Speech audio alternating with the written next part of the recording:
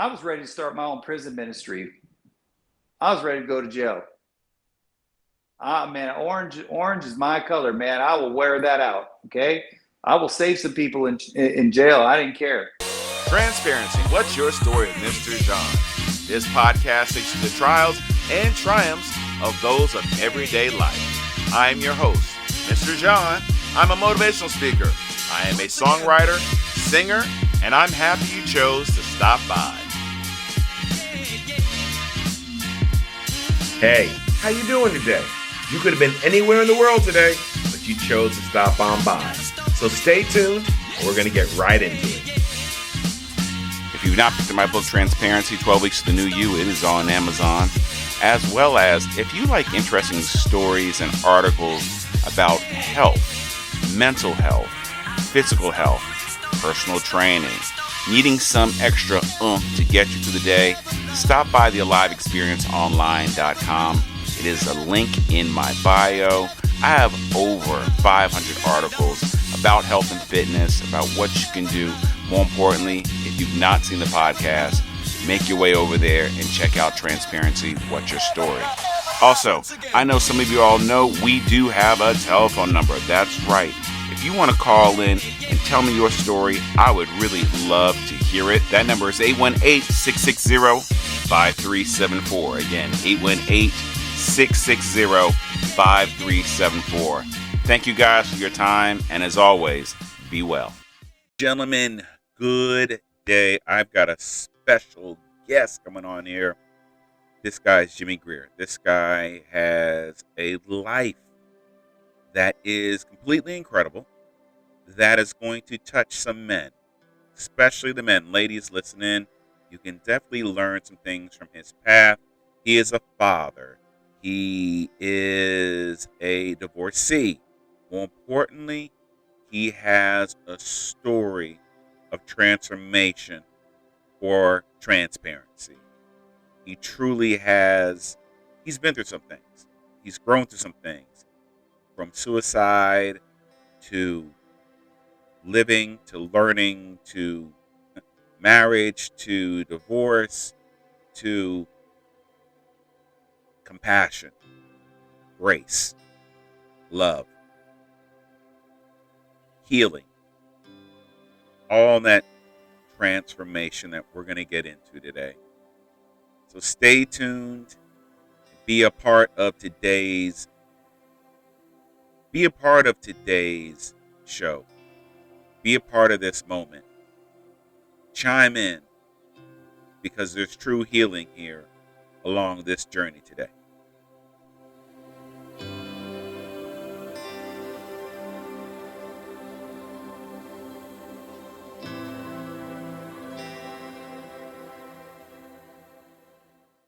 You were telling me the story about she had just found the brain cancer. Yep. Okay, so we good on our audio here? We're good. Okay, good. So she gets the call from the doctor after the examination and all the results that came in. They said, well, hey, you have this thing called an acoustic neuroma. And so we met with about, probably about 6 different doctors, all brain specialists. And so what these acoustic neuromas do is they basically, they grow up into the brain functions, and as they grow and expand, it'll shut down your different parts of your body is what it will do. And so she was having a problem with her equilibrium. She didn't have very good balance. And everything was, was just kind of wobbly for her. Well, so they decided to do surgery on her, and then they told her that there was a 10% chance that, it could come back, it could grow.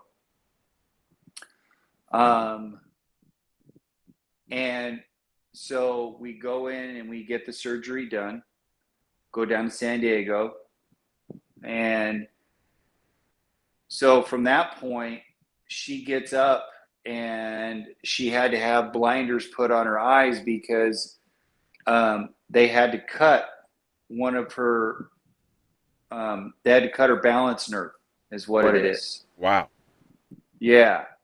So immediately the room just spins constantly for it at this point. So it doesn't stop. And this goes on for many months. So she gets sick very easily because the body's basically trying to adapt, to the surgery and to the alteration that, that's taken place. So I am basically teaching her how to walk again. So we start in the house, little steps, two back and forth, from the bedroom to the kitchen. And then it progresses to, the mailbox down the street. Then we're walking about a mile. And then she's on her own. She's able to handle it, but she has to learn now, because we run on her heels.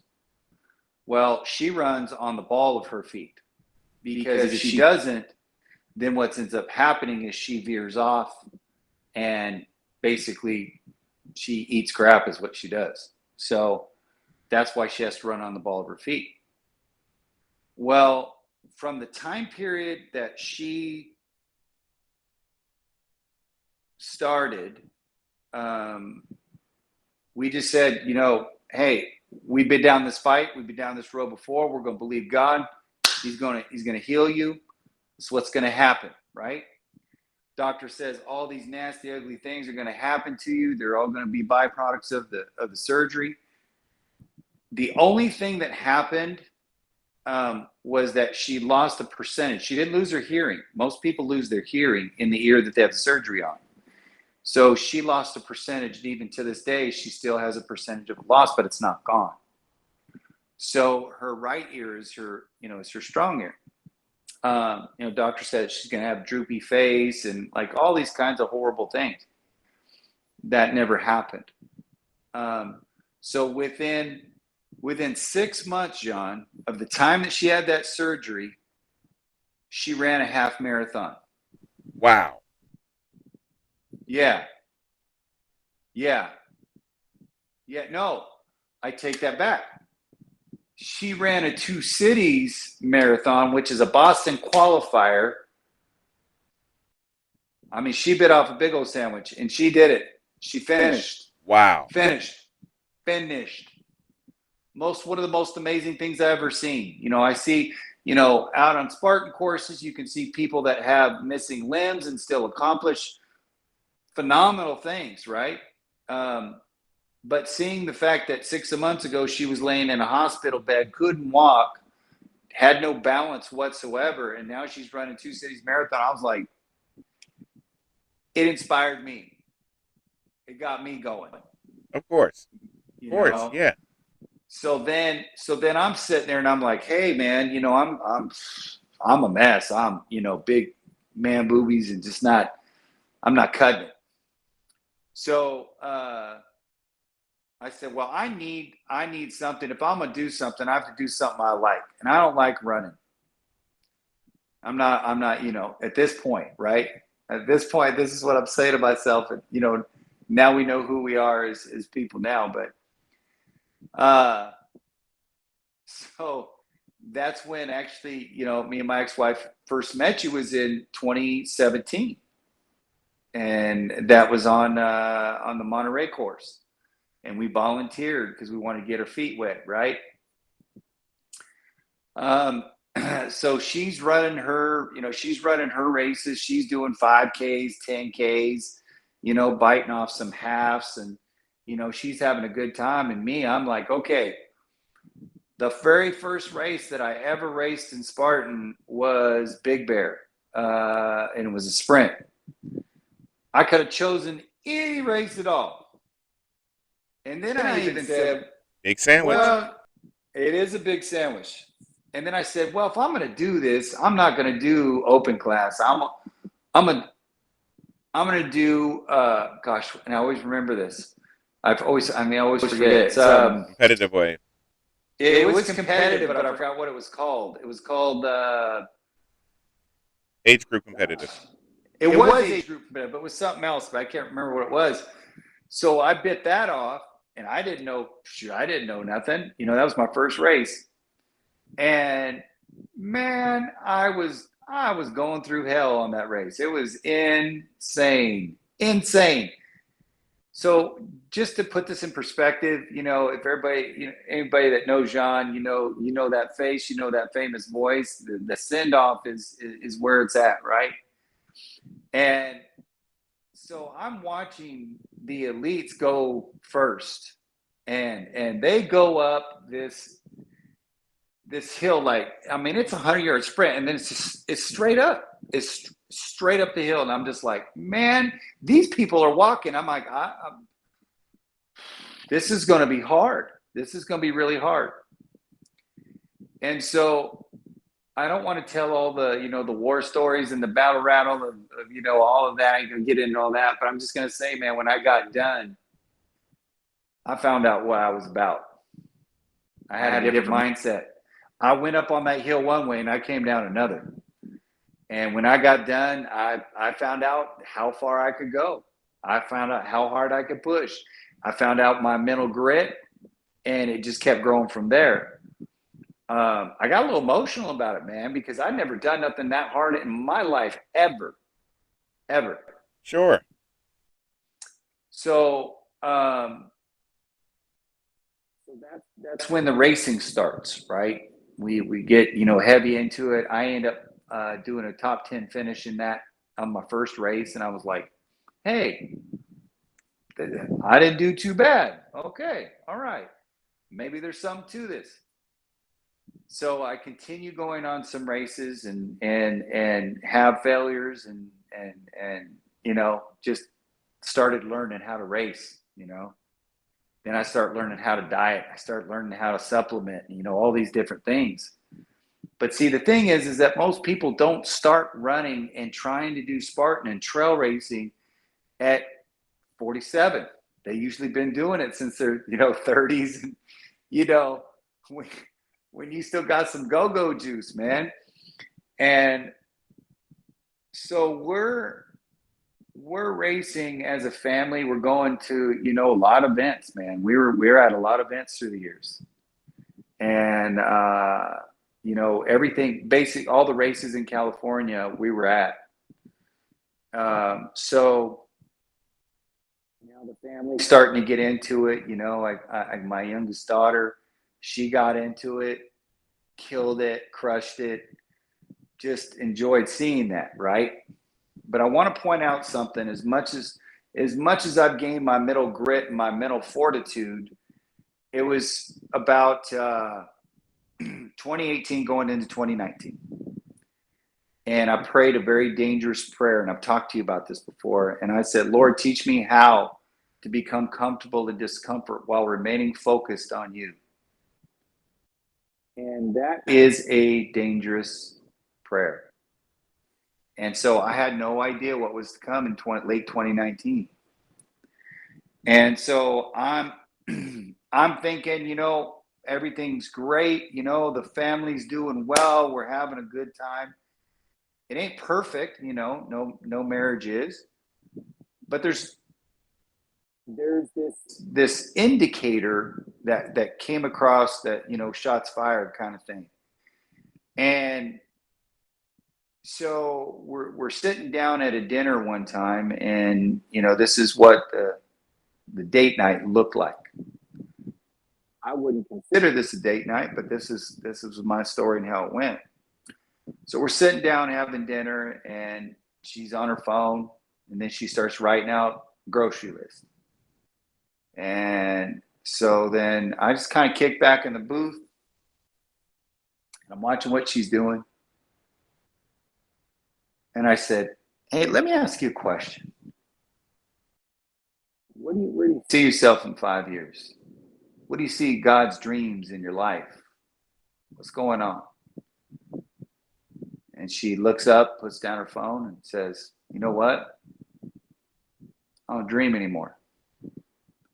I don't, I'm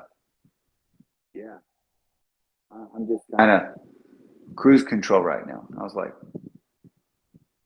wow, that sounds like you're kind of like in an unhappy place, like you're stuck. Sounds like there's something going on. That was the first inkling. Now, mind you, I got my own health. I got my own gig that I'm working on, through Spartan racing and trail racing as well. And so there's a saying that it's easier to get forgiveness than permission. I have the same saying in my book. Forgiveness is easier than approval. And no truer than that, I'm going to tell you. So I said, Lord, you know what? Hey, man, this thing with Spartan racing and trail racing is going pretty good. I can make this platform for you. Not one time did I ever say, Lord, can I, should I, will you author this? I just said, hey, I love you. You love me. We're going to go racing. We're going to talk to some people about Jesus. We're going to pray for people. We would pray for people in the venue area, people that were sick, or they had some kind of muscle damage or something like that, and that we experienced people getting healed right there, right? I mean, it was cool. So I'm thinking like, hey, this is good. It's God, we got some evidence of this, so it's good. And the whole goal was, this is how very close the enemy will try to sound like God, because the snake has been at your feet for 20 years. You don't notice it because he's stealthy. He just sits there and slowly creeps up until he gets ready to strike you. And the whole time he's saying, you know what, it's okay. Just, you're praising God. You're talking to people about Jesus. It's all great. But the focus should have been, Lord, do you want me to do this? That was not what he wanted. And so we're, continuing on with the racing, and there's the focus. That night at the dinner, I didn't realize that first inkling of that sound in the engine. There was something wrong. We as men, we hear something wrong with the car, we lean into it, we go, oh, something's wrong. We identify it. Now, at this time, she was saying fire, but that's all she was saying was fire. And I was like, okay, well, where's the fire? Okay, well, this is fire. It's not enough to yell fire, folks. You got to do something about it. You got to do something about it as a team, and me as a leader. You got to do something about it. You got to say, let's get a bucket of water. Let's get a fire extinguisher. Let's get a shovel. Let's get something. We got to put this out. At no time was there ever a hand raised that said, you know what, Jimmy, if you don't look at some things and we need to address some things, this is going to be a showstopper. I never had that conversation. So again, continuing with racing, that was the focus. And in 2019 going into 2020, I raced my last Spartan race. And so on this Spartan race, it was a trail race. And so the goal, as they say, or the purpose, right, was to be on that podium and to be able to say, it is not by my power, but by the Spirit of God that I'm here. All praise go to him. That was the goal. That's what the enemy was telling me, like, that's okay to pursue that, to go after it, right? When God never authored it. And so I have in the, down below where, everybody's sitting, waiting for their awards. And so they call my name up and I placed third. So it was my first. I placed in other races, and podiumed at other races, but that was my goal. It's like, hey, if it ain't on an S, then, I haven't made it yet, per se, right? And so I hit my third place, and my two friends are going nuts. I mean, they're just like cheering me on, going crazy. Of course. My partner, my best friend, mother of my children, stone cold stoic, just checked out. I was like, okay, wow, there's really something wrong. Wow. So the imbalance of the racing and the imbalance of the relationship with my ex-wife. And by the way, folks, as you're listening to this, you're drawing some of your conclusions. We need to make something really, really clear, is that adultery is always a choice. I'm not judging anybody. It comes down to a choice. Nobody ever makes anybody leave somebody else. Somebody chooses to leave you. That's the bottom line. So the inkling came in that something was catastrophic now. The engine part had broken. The wheel had come off. It went right. Car's operating on three tires. So I would later find out, that there was an affair with somebody that we knew that was close to our family, and it obliterated our family. I mean, nuclear bomb. And so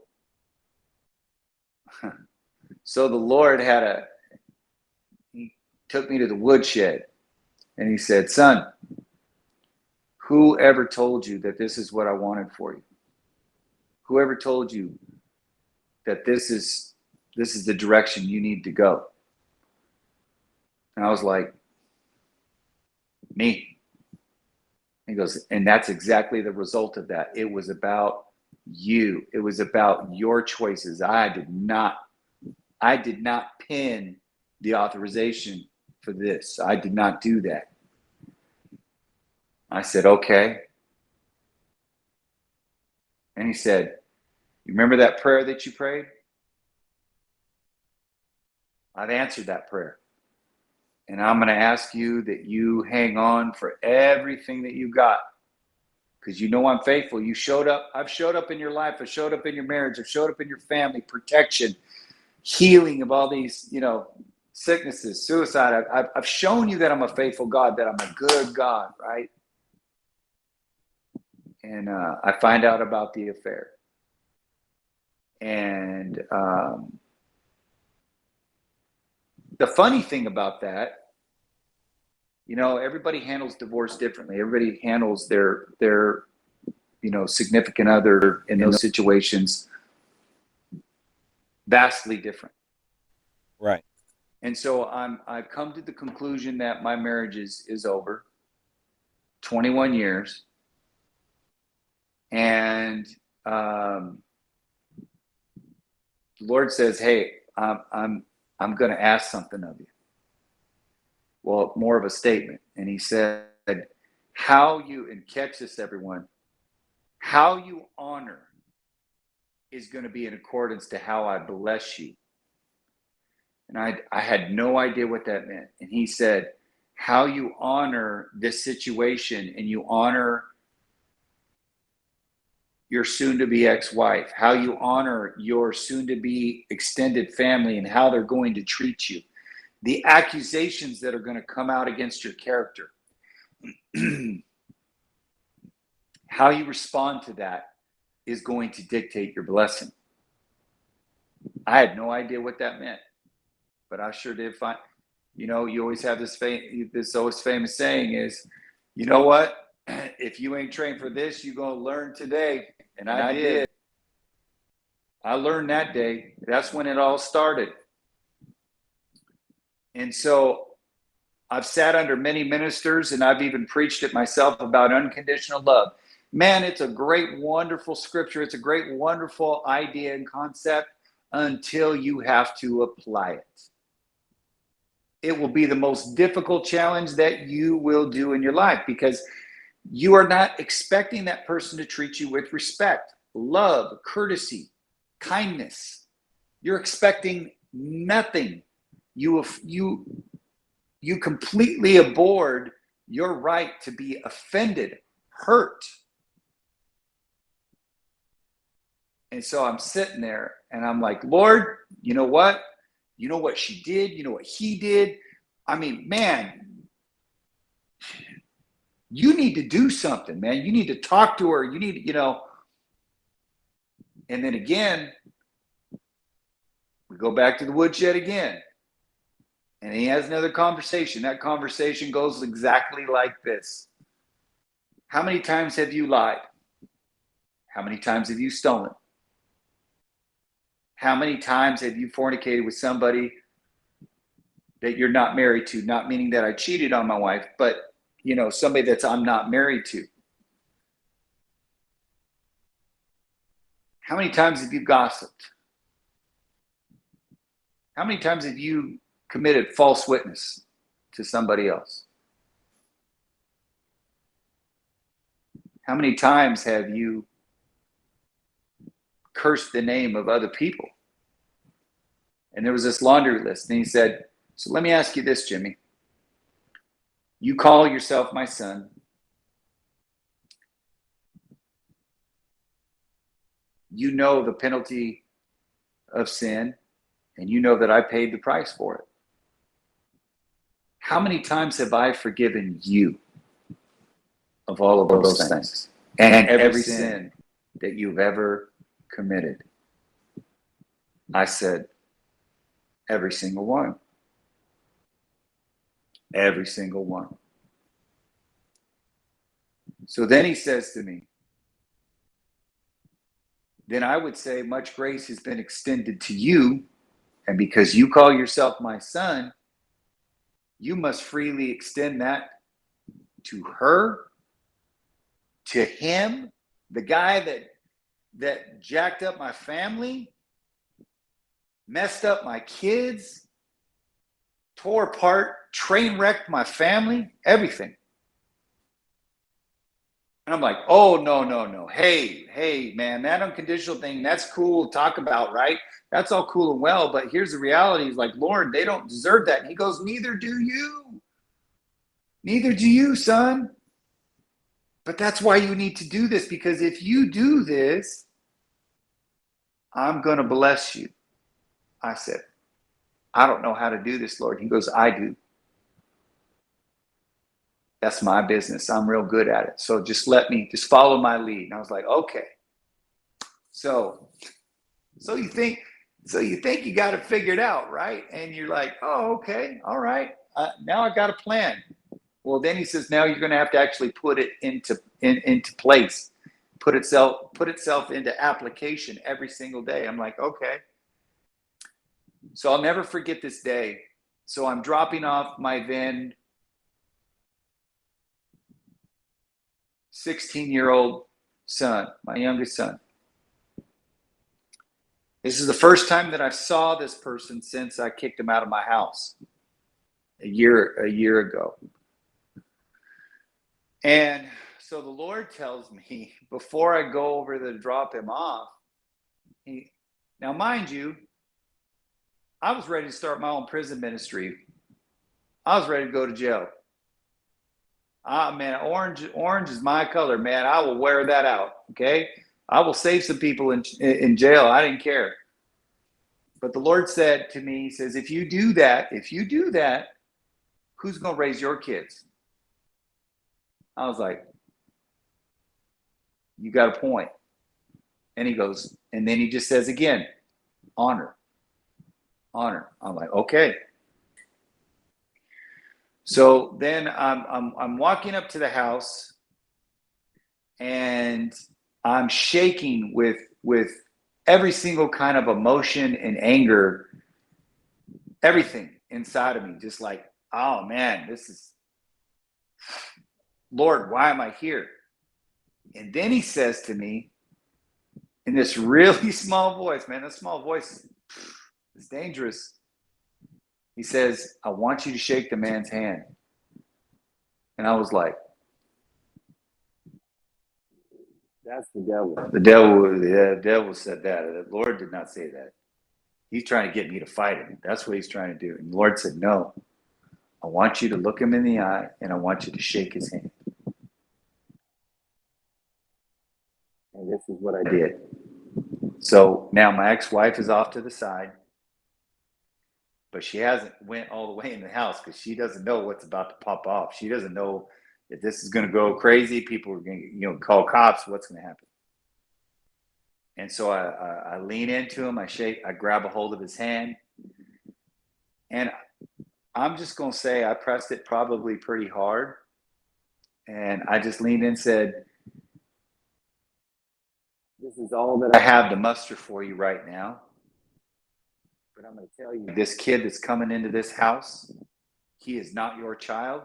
It's not your job to raise him. He's got a father, and that guy is me.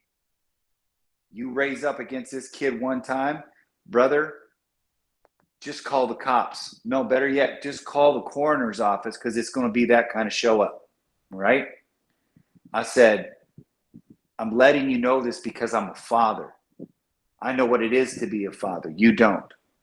So this is my child. That's his mother. We raise him. You don't. Do you understand that? I ain't got nothing for you. I'm not mad at you. I just need to let you know where I stand. Are we clear on that? Yeah. So we clear the air on that. No altercation. I walk away. I get my car. Emotionally lose my crap. And man, my kid, that kid, he says some amazing things. So then we would later, I would pick him up. And this is really where the podcast came out of, was this moment that I'm about to tell you. All right. So life has to start over. I mean, man, if you ever think, man, if I can only be like 50 years old and starting over, man, and I made it. Yeah.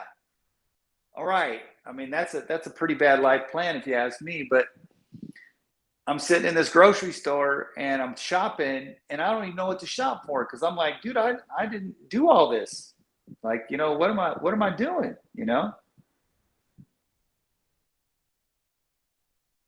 And so I'm sitting in the frozen section. I have the doors. The doors have been open so long in the frozen section that the entire section is completely fogged up. And I was just holding the door, looking into the abyss, like life's over. And my son the whole time is telling me, Dad, hey, he'd been talking to me for like about a good 3 minutes, trying to get my attention. So then he finally walks over to me and he sees me completely just losing it. Because I realized in that moment that I lost my team. I had my kids, had my wife at that moment, had my family unit. Therefore, my leadership, who am I going to lead? And my son puts his hand on my shoulder and he said, Dad, you taught me some good things in my life. And one of those things is that God is always, always working things out on your behalf. Just because you don't see him, don't mean he's not working. And I'm like, who is this kid right here, man? Dropping gold nuggets of truth, man. I'm like, wow. Puts his arm around me and says, we're going to make it. I don't know how, but Jesus is going to help us make this. I was like, I believe you. I believe you, man. So, yeah. So then the Amen podcast was birthed. Yeah, man. So after the realizations of everything that I had went through and was going through, healing process, counseling, all these, different things. And I realized that most men, like I mentioned earlier, how they become a man, they learn from two areas: society and their parents, right? That's what we do. In a Christian home, you learn that from three areas. You learn it from society, you learn it from God, you learn it from your parents. Then you realize, well, God's got to be on the top of that, that top of that trifecta, and then your parents, and then sometimes you get some things, from the world. Well, I started to realize that men, unfortunately, are very stubborn. We're fixers. We like to fix stuff, right? We don't like to tap into emotions very much. So we skirt them because that's the way God designed us. God's designed us to be tough exterior, lead the way. We're going to press through. Come on, this is the direction we're going to go. This is what we're going to do. This is how it's going to happen. But what we don't do is we don't realize that we need specific tools to be successful leaders in our home, successful husbands, successful pastors, community leaders. We don't realize that, right? So the old term of, leaders are readers, very true statement. Because then you start building some tools and you start getting some different concepts, precepts, perception changes. And so I realized that I need to start working on some things about myself. And so when I looked at those things, then I started doing research on how the percentages, the breakdown of the family divorce rates in and out of the church. And it was sickening, absolutely sickening. And I said, Lord, what's the problem? And he says, you know what, son? I'm glad you asked that question. Because I got a couple answers for it. And he said, the pride is what makes the man fall, right? And I said, yes, sir. But if a man understands that he ain't got it all figured out and he can lean on not his own understanding, but my understanding, that's the first stop. Then what you start to do is you start to look at the spiritual side of who you are. And then you find out there's two other components. There's the mental side of who you are, the physical side of who you are. I tell my men all the time, you ain't got any energy, get off the couch. Your wife ain't been looking at you in a little while, do something about it, right? Things ain't happening in the bedroom like they used to, do something about it, right? Understanding that you ain't got it figured out is the humility button that God wants you to push. And so when you do that, you realize, like I'm a big fan of 5 love languages. I've handed that book out like it's candy. I said, man, you want a cheat sheet? This is what you use right here. This will avert a majority of problems if it's applied. And I try to hand that off to somebody, and they look at me like I'm, giving them a snake. And they're like, oh, I don't need books. And I said, do you need a divorce? Do you need an unhappy wife? Do you need your kids on drugs? Do you need your kids sleeping around creating babies with other people they ain't going to marry? It starts with you, man. You set the tone every single time. You set the mindset. You set the expectation. They're going to learn that from you. That's exactly where it starts. So that's where the Amen podcast, man, Alpha Men Done God's Way. That's a mindset, man. That means that we're trying to reinstall that masculinity factor from a God perspective and not from a world perspective where men have their thumbs on their wives. But they actually build their wives. They build their sons. They build their daughters. That's just the reality of our day and age, man. You're raising somebody else's husband. You're raising somebody else's wife. And guess what? Your wife is a reflection of how you keep that covenant with the Lord, how you treat her. And God expects you not to be weak. He expects you to be a man, a real man, a man after God's own heart. So, man, that's the short and the quick of it, of really how that that podcast came about. I didn't seek it out. The Lord told me, he says, I want you to do this. I'm like, man, I ain't got nothing to say. You're not going to be listening to me, you know? And he said, listen, son, just do what I tell you to, and we'll take it from there. How about that? And now okay. you have, well, I know you have some episodes coming up. I know I'm coming on your show, but Yes, sir. what are some of the upcoming episodes that folks can look out for? And Oh, where is it going to man. be? Where's going to be your platform? The platform is going to be, you're going to be able to find us on Spotify, iTunes, and definitely YouTube. Definitely those 3 spots are going to be hot spots to look for. We're looking towards the end of July is where we're looking for a launch time. The type of guests that I've got on, the variety of people that are there, man, they're very specific, very specific. So I've got pastors, I've got businessmen, I have war veterans, talking about leadership, talking about mindset, toxic leadership.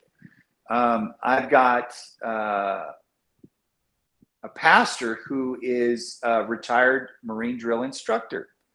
He talks about how he found Jesus in the Marines. He didn't find him in a church, and is now a pastor. So he talks about that aspect of it. So there's something in there for every man. It doesn't matter if you're 13 or you're 73 years old. Bottom line is we ain't got to figure it out. So we need to figure some things out so we can make those numbers of families being torn up by this world start to go the opposite direction. So that's amenpodcast.cc. Very important, because there's others out there, but there ain't nothing like this. Amenpodcast.cc. Amen.podcast.cc. Yes, sir. Well, I can't thank you enough. This has been an incredible experience. Everybody, you got to tune into this man, Jimmy Greer. Amenpodcast.cc. I'm going to keep saying it. It will be in my show notes down there. More importantly, tune in. And if you know of a man or even a female that can benefit from listening and hearing my podcast, his podcast, send it to them. Share it to them. Don't hold it for yourself, because this is, my show's called Transparency.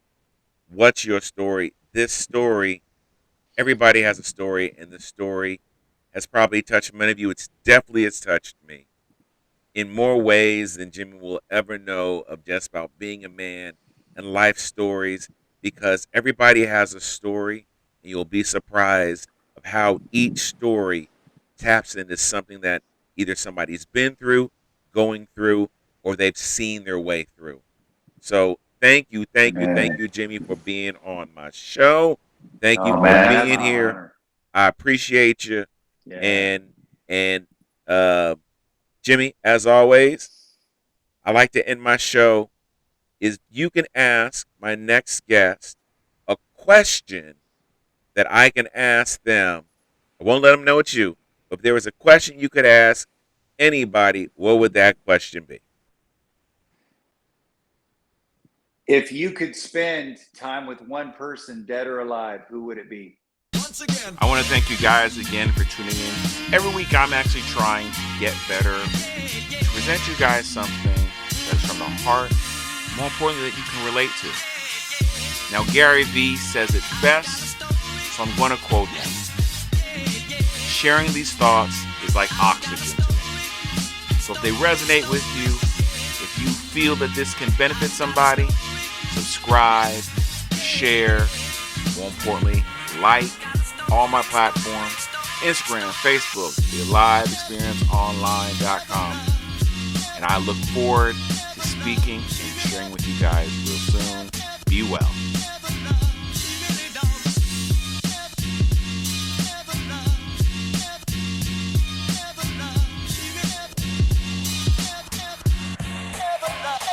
Once again.